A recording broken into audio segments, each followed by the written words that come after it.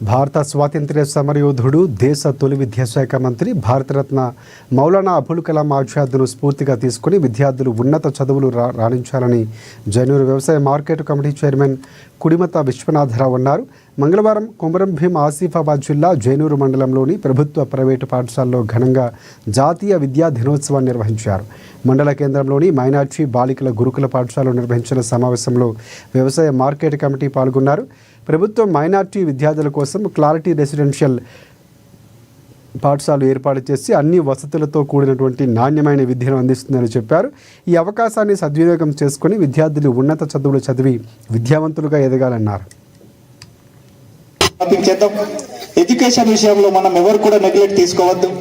Education ని మనం developing చేస్తే కనుక ఈ ప్రాంతంలో కాదు కదా, వేరే ప్రాంతంలో కూడా ఎడ్యుకేషన్ లో మనం ముందుకు సాగగలిగితే దేశాన్ని మనం పరిపాలిస్తాం, దేశంలో మనం ముందు భాగంలో ఉంటాం.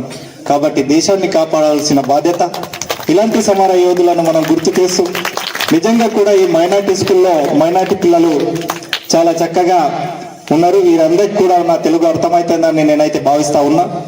ఎందుకంటే నేను చదువుకున్నది తెలుగు కాబట్టి ఇప్పుడిప్పుడు నాతో పాటు ఉన్నటువంటి మిత్రులందరితో నేను కొంత హిందీ నేర్చుకున్నాను.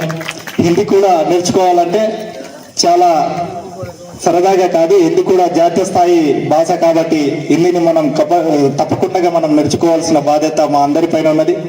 జాతీయ స్థాయి భాషను మనం ఈ విద్య ద్వారా నేర్చుకోవాలి. అట్లా నేర్చుకొని మీరు ఉన్నత స్థాయికి ఎదుగుతారని, మైనార్టీ స్కూల్లో చదువుకున్న పిల్లలందరూ కూడా మంచి చదువును అన్నదాతలకు